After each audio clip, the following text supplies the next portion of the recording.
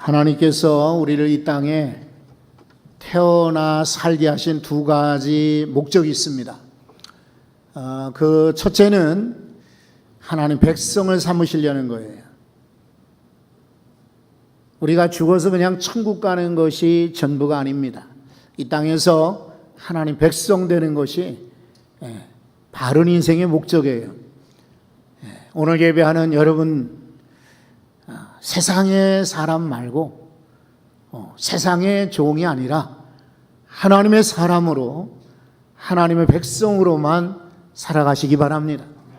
또 하나 목적이 있는데, 그것은 하나님이 우리에게 주신 사명을 감당하는 거예요. 우리 각자에게는 사명이 있어요. 어떤 이는 큰 사명이 있겠다라고 볼 수 있고, 또 어떤 이는 작지만 그러나 아주 중요한 사명이 아마 있을 것입니다. 나이가 많다고 쓸모없는 것이 아니에요. 또 배우지 못했다고 천대받는 것 아니에요. 가진 것이 없다고 하나님은 무시하지 않으세요. 하나님은 우리 각자에게 사명을 주셨습니다. 그 사명을 따라 살아갈 수 있기를 바랍니다. 두 가지 목적, 하나님 백성 되게 하셨구나, 그리고 내게 사명을 주셨구나. 하나님은 우리에게, 우리가 은사 이야기를 드릴 때 말씀을 드렸는데 기억나시죠? 은사들을 주셨어요. 한 가지만이 아니라 두 가지, 세 가지 은사들을 주셨어요. 어떤 이는 그 은사를 알고 아주 열심히 은사대로 섬기는 이가 있어요. 그런데 어리석게도 안타깝게도 어떤 이는 엄청난 은사를 주셨음에도 그거 깨닫지도 발견하지도 못하고 써먹지도 못하고 살다가 죽는 이도 있어요. 하나님이 주신 사명, 내게 주신 선물들, 이 사명 은사들을 여러분 찾아내고 그리고 개발하여서 하나님 나라 위해서 복되게 쓰시기 바랍니다. 아브라함을 한번 생각해 보세요. 아브라함은 저 갈대아 우르에 원래 살고 있었어요. 갈대아 우르는 역사로 보면은요, 초대 아주 처음 문명이 발달하는 지역이었어요. 수메르 문화라고 하는 놀라운 고대 문화가 아주 번창하던 그런 지역이었어요. 그런데 그 아버지 데라가 거기서 우상을 만들고 그러고 살았답니다. 그런데 아들이 그만 먼저 세상을 떠나게 되었어요. 이래서 좀 마음이 상했는지 어쨌는지 모르지만은 이 사람은 갈대아 우르, 그 큰 도시, 이곳을 떠나서 하란이라는, 자기 아들 이름하고 똑같죠, 하란이라는 동네로 이주를 해 옵니다. 여전히 도시예요. 그런데 아브라함은 도시 사람이라기보다는 도시에 살지만 이 사람은 유목민이었어요.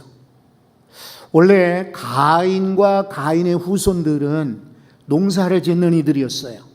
그래서 가는 데마다 땅을 넓히고 그리고 집을 짓고 사람들과 함께 모여 살았어요. 도시 문화를 이뤘던 거예요. 그런데 먼저 죽은 이 아벨의 후손대에는 이 유목민들은요, 여기저기 이동하는 사람들이었어요. 한 곳에 정주하지 않아요. 그러니까 하나님의 명령이 내릴 때에 아브라함이 갑자기 떠났다. 우리는 이렇게 쉽게 생각하지만 이 사람 마음속에 하나님이 미리 준비시켜 주신 거예요. 도시를 보고 별로 흥미를 못 느끼는 거예요. 거기에 만족하지 못하는 거예요. 도시의 매력을 느끼지 못하는 거예요. 도리어 유목민들은 양들이나 염소들, 소들을 데리고 이리저리 다니면서 혼자 있기를 좋아해요. 독립적으로 살기를 좋아해요. 독자적으로 하나님 만나는 것을 더 좋아했더란 말이죠.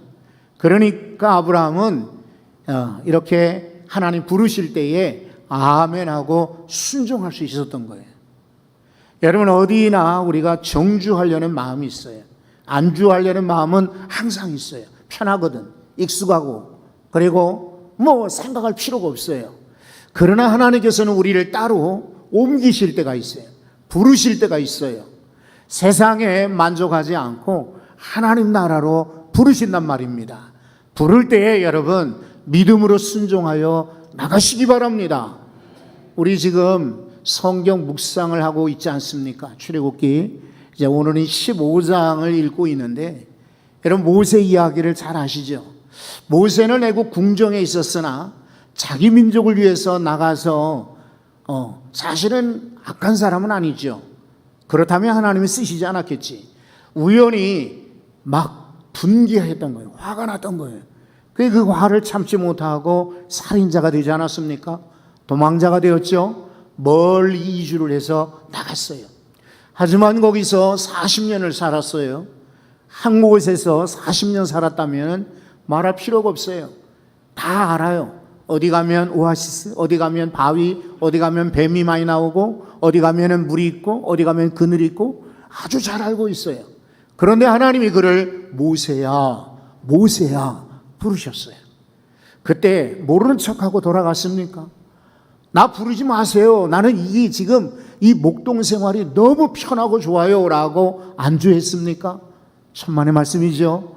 하나님의 부르심에 순종하여 떠났습니다. 사명 가지고 애굽으로 가라. 바로를 만나서 내 백성을 해방시키라고 너 가서 전하라 그랬어요. 사실은 자신이 없었죠. 용기가 없었지만은 하나님이 그를 계속해서 용기를 주고 사람을 보내어서 그로 하여금 돕는 자로 허락해 주셨어요. 그래 결국 출애굽 이스라엘 백성들을 끌고 나오지 않았습니까? 여러분 이것이 바로 사명자의 모습인 것입니다. 일을 잘하는 사람들의 특징, 일잘러. 이제 우리 한국 사람들이 줄임말을 좋아하잖아요. 일잘러의 특징이 몇 가지 있는데 그 중에 하나는 역량이 뛰어나. 그 중에 또 하나는 큰 그림을 볼 줄 알아. 그리고 이런 사람들은 누가 거기에 적합한 사람인지를 알아. 그리고 어떤 일이 중요하고 어떤 일은 덜 중요한 우선순위를 정할 줄 알아. 그리고 실행할 때를 분명히 알아서 실행한다. 그리고 다른 사람들과 의사소통을 잘한다. 그리고 자기 혼자 일하지 아니하고 다른 사람과 함께 일한다. 뭐 일잘러 이런 사람들의 특징들이 여러 책들에 소개되고 있습니다. 그런데 오늘 이 바울은 정말 일 잘하는 사람이에요. 예수 믿기 전에도 이 사람은 탁월했어요. 이 사람 원래 유대인으로서 정통 교육을 받고 유대인으로서 아주 전문 교육을 받았고 유대인으로서 지위가 상당히 높았던 인물이에요. 바리새인이었다고 그랬어요. 유대인들 가운데 바리새인은 소수지만 아주 깊은 유대 사회에 영향력을 끼치는 인물들입니다. 예수님께서 하도 유대인들 가운데 바리새인 책망을 많이 하시니까 우리가 성경을 읽을 때 그냥 의식적으로 바리새인은 아주 유선자고 아주 나쁜 사람들이라고 이렇게 상상하고 생각하지만 실은 유대인들 입장에 볼 때는 이 사람들이 대단한 사람들인 거예요. 바울은 그런 사람 중에 하나였어요. 그러니까 이 사람은 기본적인 소양이 아주 뛰어난 인물이죠. 그러다가 예수님 만나고 얼마나 일을 잘합니까? 안디옥으로 갔죠. 자기가 원해서 간 것이 아니라 발탁되어 왔죠. 안디옥에서 얼마 못 가서 안디옥 교회를 부흥시키고 성장시켰죠. 게다가 안디옥 교회 사람들을 최초로 크리스찬이라는 말을 듣게 만들었죠. 그리스도를 따르는 자 이런 말입니다. 뭐냐면 마을 끝마다 그리스도 하니까 사람들이 교회 다니는 사람들 보고 크리스찬, 그리스도를 따르는 사람 이렇게 부른 거예요. 여기에 안주하지 않죠? 사명받아 선교를 떠나지 않습니까? 1차 선교 때에도 약간의 부작용은 있어요. 이제 동료들끼리 문제는 있었지만 성공입니다. 2차 전도 여행은 대성공이었습니다. 3차 선교 여행도 아주 쉽지 않은 여정이지만 성공이었습니다. 마지막 4차 선교 여행은 돌아오지 못하는 마지막 선교 여정이었지만 그는 놀라운 기독교의 기둥을 세운 인물로 오늘까지 칭찬받고 있습니다. 여러분 얼마나 바울이 일을 잘하는 사람, 탁월한 사람인가요? 그런데 오늘 성경에서도 바울이 정말 사명자로 일을 잘하는구나 하는 것을 볼 수가 있어요. 그런데 공연히 제가 지금 바울이 이런 사람이요 저런 사람이요 이거는 많이 들으셨어. 오늘 여러분들에게 말씀드리고 싶은 게 있어요. 우리가 예수 믿어 신자가 되었어요. 믿는 자가 되었어요. 그런데 여러분 신자로만 만족해서는 안 됩니다. 신자 좋죠. 불신자보다야 신자가 당연히 좋은 거죠. 그러나 그냥 예배만 드리고 나 믿어요. 집에 교패를 붙이고 어디 가서 나 기독교라고 체크하는 신자의 역할로 만족해서는 안 돼요. 더 나아가서 우리 모두는 제자가 되셔야 돼요. 제자가 되셔야 돼요. 제자는 예수님께 배우는 자예요. 제자는 따라가는 자라고 할 수가 있어요. 여러분 모두가 다 제자가 되시기 바랍니다. 그래서 할 수만 있으면 성경을, 할 수만 있으면 기도를 배우고, 할 수만 있으면은 기독교 교양을 배워야 돼요. 도서관에 가면은요, 기가 막힌 그런 책들이 참 많이 있어요. 그러니까 중간에 도서관에 가서 책을, 여러분, 어디 사시거나 여러분들이 신분증을 만들면, 도서관 회원증을 만들면 빌려가실 수 있어요. 그러니까 교회 오실 때에 책을 가져오고, 교회에서 떠나실 때 도서관 들려서 책을 이렇게 빌려가고 해서 일주일에 2권, 3권씩은 이렇게 슬쩍슬쩍 읽을지라도 읽으셔야 돼요. 얼마나 많은 사람들이 방학 때요, 미술관에 가는지 몰라요. 미술 배우겠다고. 얼마나 많은 사람들이 음악을 배우겠다고 학원에 등록하고 노래교실에 가고 문화센터에 가는지 몰라요. 그리고 뭔가 자기가 배우려고 노력하고 애를 써요. 박물관 같은 데에도 방학 때 보면은 중년들, 노년 되시는 분들이요, 많이 지금 신청이 쇄도하고 있답니다. 그래서 가을까지, 겨울까지도 지금 쭉 웨이팅 리스트에 오를 정도래요.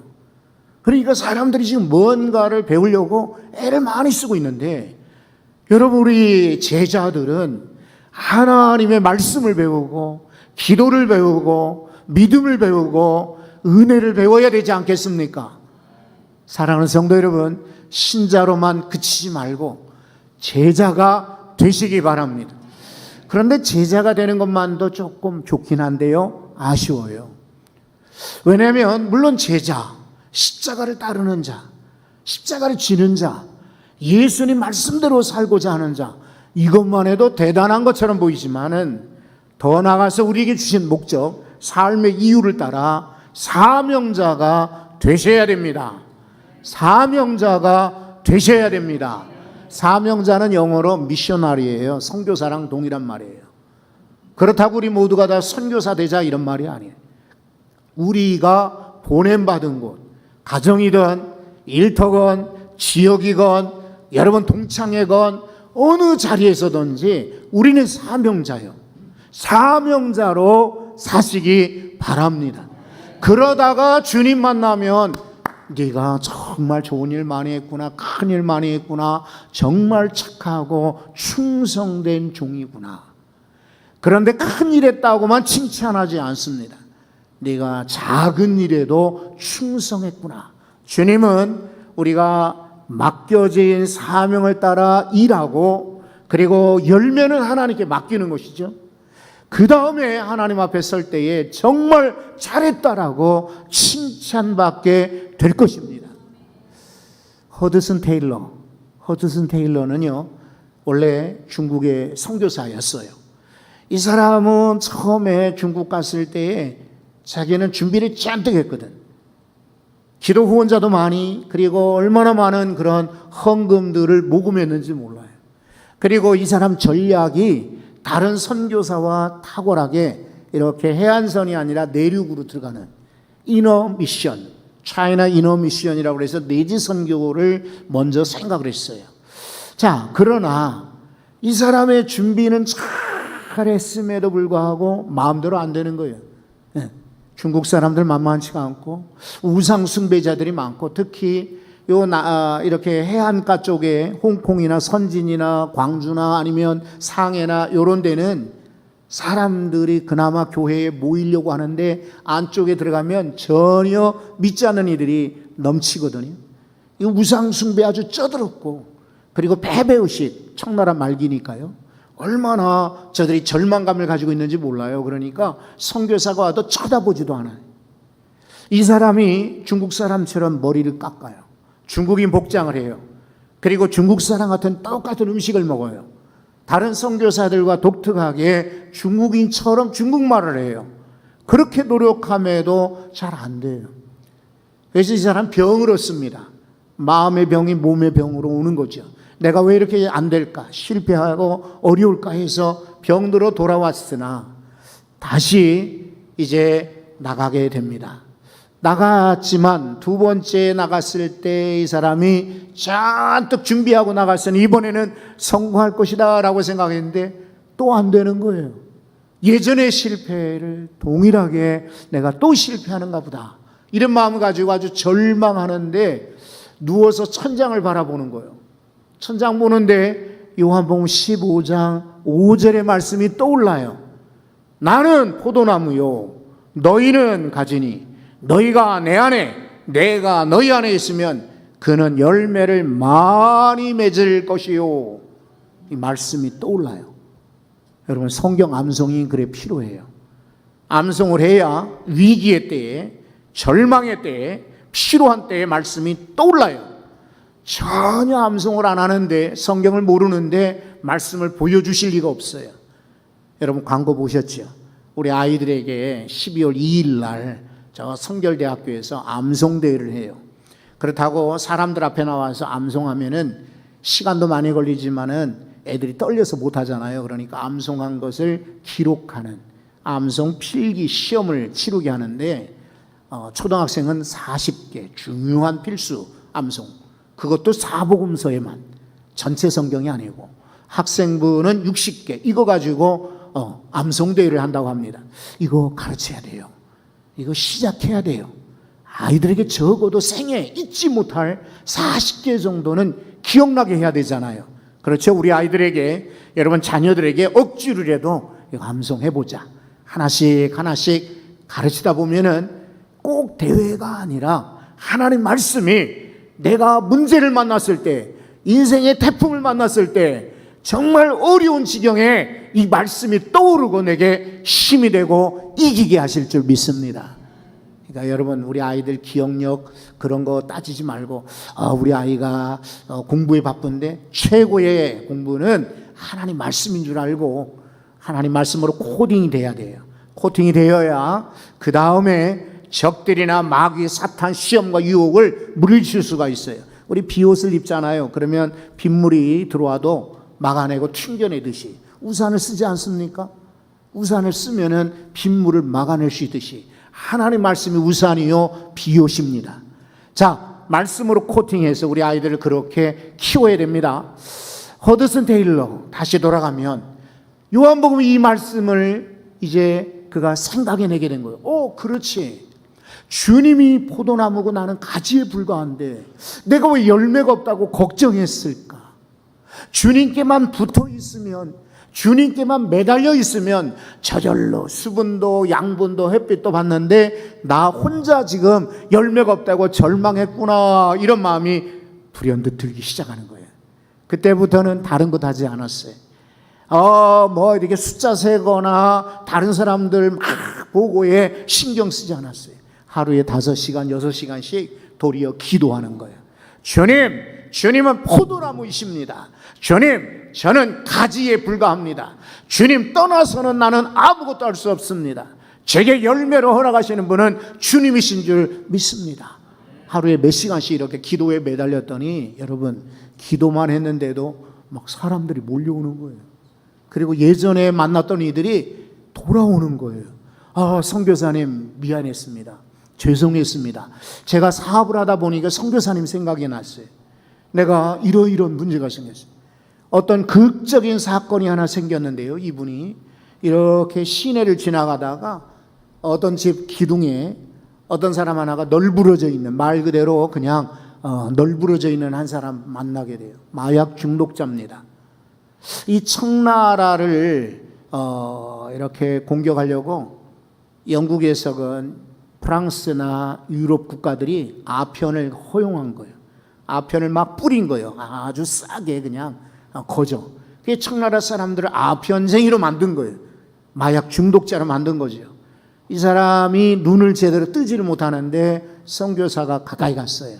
그리고 동일하게 기도합니다. 주님, 주께서는 나무시요 저는 가지에 불과하지만 주님이 역사하시면 이 사람 고쳐질 줄로 믿습니다. 이러고 기도하고 일어섰거든요. 그런데 이 사람이요, 아까 정신없이 널브러진 이 사람이 선교사 지나가는데 발을 꽉 잡더래. 여러분, 지금 마약 중독자, 우리는 대부분 여쭤보지 않아도 별로 겪어보지 못하셨을걸요. 만나보지 못한 분들이 아마 태반일 겁니다.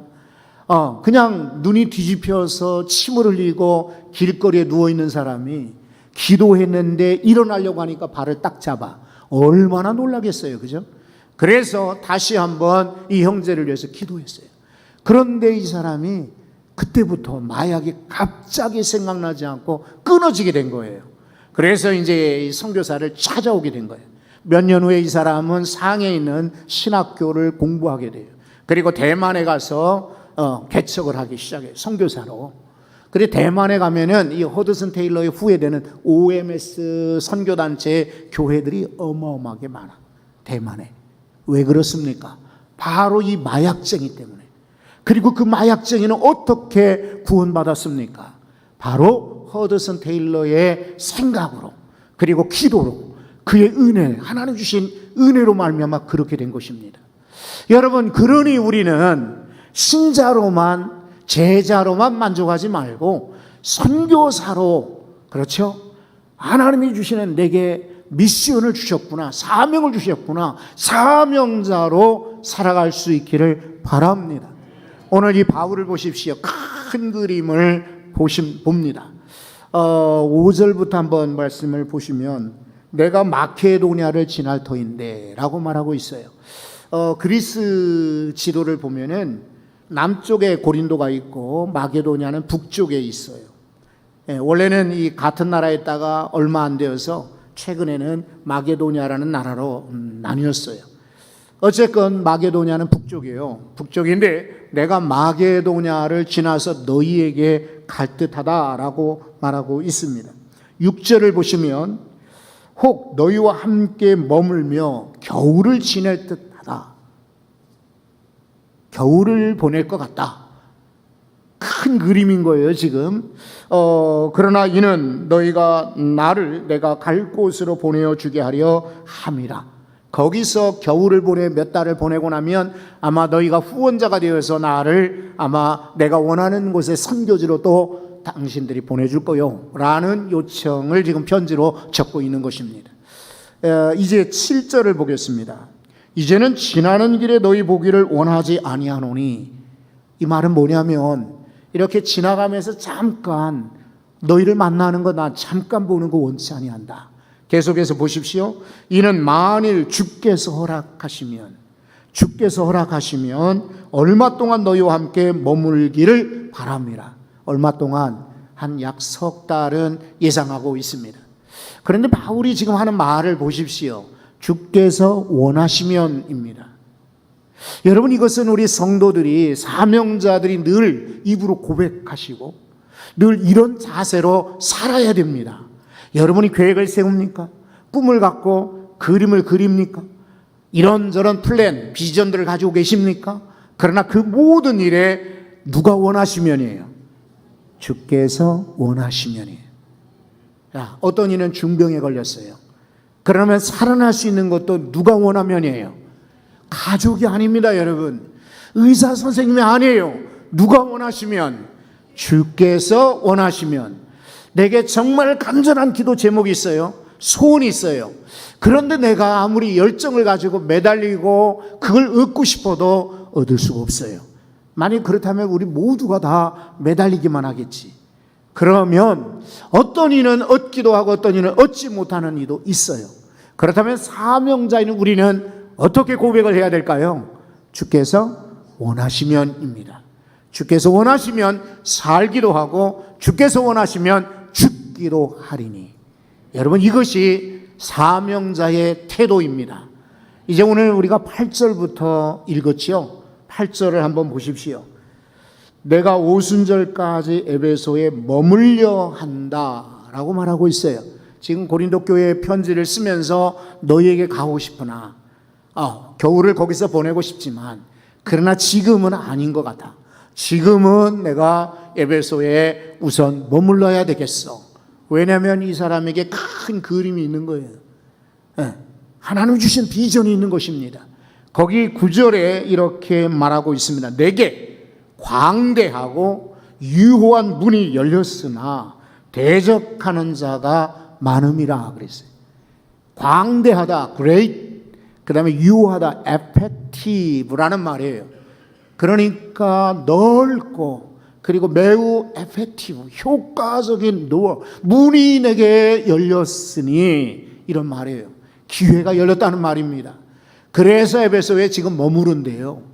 그런데 그 다음 9절 뒤에 보면은 조금 이상하지 않습니까? 그러나 대적들이 많음이라. 아니, 큰 문이 열리고 효과적인 문이 열렸다면 그 다음에 나와야 되는 말은 뭘까요? 돕는 이들이 많음이라. 이래 돼야 되잖아요. 나를 환영하는 이들이 많구나, 나를 후원하는 이들이 많구나 이러지 않고 바울이 뭐라고 말합니까? 대적하는 자들이 많다. 자, 이게 사명자의 태도입니다. 사명자는 문제가 있는 걸 두려워하지 않는 거예요. 사명자는 장애가 있는 것을 걱정하지 않는 거예요. 도리어 문제가 있고 장애가 있는 것을 기회라고 여기는 거예요. 여러분, 그렇습니다. 이게 설교자가 그냥 적당히 위로하기 위해서 설교하는 것 절대로 아닌 거 여러분 아시지요? 네. 하나님은요, 고난에 아무런 의미 없이 우리 앞에 고난을 주지 않습니다. 고난에는 하나님의 뜻이 담아져 있어요. 고난에는 하나님이 원하시는 길이 숨겨져 있는 것입니다.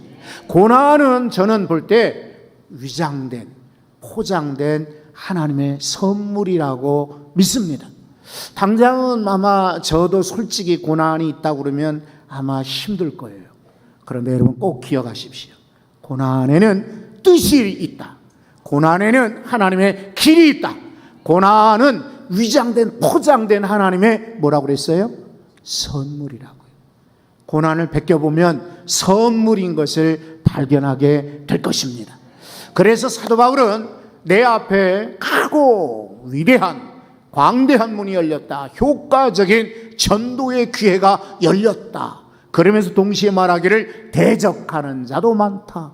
그렇다고 이 사람이 지금 염려합니까? 걱정합니까? 나를 위해서 기도해달라고 절절매고 있습니까? 천만의 말씀이요. 얼마나 기대가 찬, 얼마나 확신에 찬 고백입니까? 그래서 너희에게 곧바로 넘어가지 못하고 잠깐 여기 머물러야 된다라고 하는 이유를 설명하고 있는 것입니다. 그 다음에는 이 바울이 사명자로 아주 소통을 잘하는 사람인 것을 알 수가 있어요. 디모데를 보내면서 하는 말이 여러분 10절에 소개되어 있죠. 디모데가 이를 터인데, 너희에게 갈 터인데 너희는 조심하여 그로 두려움 없이 너희 가운데 있게 하라. 여러분, 디모데는 바울이 전도하다가 만난 제자예요. 그리고 고린도전서 4장에 있는 것처럼 아들이라고 그랬어요. 그리고 젊은 종입니다. 그런데 사도 바울은 이 디모데를 뭐라고 추천을 하냐면 계속해서 보면 10절 뒤에 이는 그도 나와 같이 뭐라고 하죠? 주의 일을 힘쓰는 자임이라 라고 말하고 있어요. 디모데를 아들처럼 여기지만 제자이긴 하지만 디모데는 젊은 사역자지만 그도 나와 같이 나와 동등하게 주의 일에 힘쓰는 자다. 그러니 저가 갈 때 디모데가 어리다, 디모데가 내성적이다, 디모데가 겁이 많지만 너희 가운데 있을 때 환영해 주어라 라고 부탁하는 것입니다. 필요하죠? 하나님께서는요, 우리를 사명의 자리를 부르실 때에 오늘 바울처럼 필요한 모든 걸 다 예비해 놓으세요. 그래서 우리를 엉뚱한 데 보내는 것 같으죠? 이미 다 인도하시고 만들어주시고 그리로만 안내하시는 거예요. 자, 이 하나님께서 우리를 사명의 자리로 보내실 때에 주와 함께 나와 함께 주를 위하여 일하는 자다, 이런 호칭도 붙여 주십니다. 그러니까 이 말을, 이 편지를 읽는 고린도 교인들은 어떻게 하겠어요? 바울을 대하듯이 디모데도 그렇게 받지 않겠습니까? 아주 굉장히 나이스한, 의사소통을 참 잘하는, 그리고 추천을 잘하고 설명을 잘하고 그리고 인정할 줄 아는 그런 사명자인 것을 알겠죠. 그리고 그 다음에는 아볼로 이야기가 12절에 소개되고 있습니다. 한번 12절도 보시죠. 아볼로에 대해서 뭐라고 말합니까? 형제 아볼로에 대하여는 그에게 형제들과 함께 너희에게 가라고 내가 많이 권하였으되 지금은 갈 뜻이 전혀 없으나 기회가 있으면 가리라. 아볼로는요, 저 아프리카 알렉산드리아 출신이에요. 젊은 사람인데 이 사람 구약 성경을 알았어요. 그러나 신약의 예수님 몰랐어요. 성령에 대해 몰랐어요. 에베소에 먼저 갔어요. 그때 브리스길라 아굴라 부부가 바울과 함께 동역하고자 이곳에 왔는데 아볼로를 보더니 야, 이거 참 훌륭한 제목이구나, 위대한 인물이구나 하는 것을 알고 이 사람을 집에 데려와서 훈련시켰어요. 그래서 아볼로는 아주 힘있게 예수 그리스도를 증거하는 주의 종이 되었습니다. 이 사람은 바울의 지시를 받아 고린도에 가서 두 번째 목회자가 됩니다. 고린도에 가서 엄청나게 놀라운 사역을 해요. 말도 잘하지, 젊지, 잘생겼지. 잘생겼다는 말은 제 추측이에요. 어쨌건 이 사람이 꽤 아마 유능했던 것 같아요. 그래서 고린도 교회에 문제가 생길 때에 나는 베드로 파요, 나는 바울 파요, 나는 아볼로 파요, 나는 그리스도 파요 라고 이야기가 나올 정도로 아볼로를 좋아하는, 추종하는 이들이 꽤 생길 정도로 인기인이었어요. 그런데 사도 바울은 자기 후임자하고 제자와 같은 이 아볼로를 너 가라 이렇게 명령하지 않아요. 여러 차례 권하였으나, 그렇죠, 얼마나 이 사명자들은 바로 이 사도 바울의 마음을 우리가 배우셔야 돼요. 억지로 하는 것이 아닙니다. 너 저 고린도에 한번 가보지 않겠느냐, 저 고린도 교인들이 너를 그리워하니 가서 그들을 바로 잡아 주어라 라고 권할 수는 있어요. 그런데 아직은 때가 아니요 라고 아볼로가 거절한답니다. 그래서 이렇게 말합니다. 갈 뜻이 전혀 없으나 그러나 기회가 있으면 갈 것이다. 의사소통을 잘하고 있죠. 그리고 어쩌습니까? 이 사람이 사명자로 자기 혼자 일하지 않고 바로 디모데와 아볼로와 더불어 일하는 것을 보실 수가 있죠. 오늘 하나님은 우리에게 사명자라고 불러주십니다.